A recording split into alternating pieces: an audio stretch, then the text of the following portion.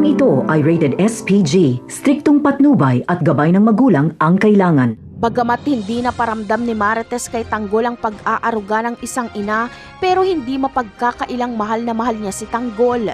Nagawang patayin ni Marites si Olga, mailigtas niya lang ang anak niyang si Tanggol. Dahil sa tama ng bala ni Olga mula sa pagkakabaril sa kanya ni Marites, ay mahuhulog si Olga sa building. Dito na malilinawan si Tanggol sa tunay niyang pagkatao. Malilinawan din si Marites dahil mapag-aalaman niya kay Tanggol na hindi pa nagkakakilala si Ramon at Tanggol. Masaklap ang kamatayan ni Olga dahil si Marites lang pala ang papatay sa kanya.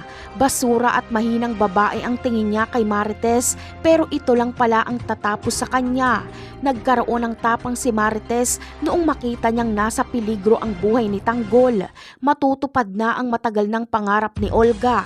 Ito ay ang makasama ang kanyang mga anak sa kabilang buhay.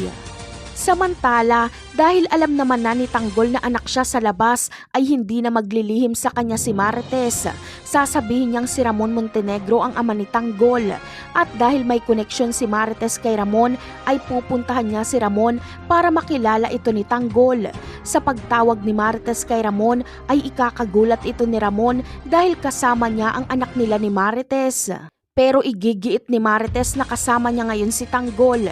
Kaya naman, agad na pupunta si Ramon at ikakagulat niya nga dahil ang kutob niya noon na anak niya ang tumangay kay Mokang ay totoo pala. Isisikreto lang ito ni Ramon kay David. Ipapakita ni Ramon kay Marites ang picture ng ipinakilala sa kanya ni Olga na anak niya daw kuno. At dito ay magugulat si Marites dahil si David ito.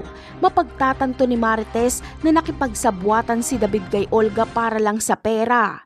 Napakarami pa nating dapat abangan sa mga susunod na episode. Paalam!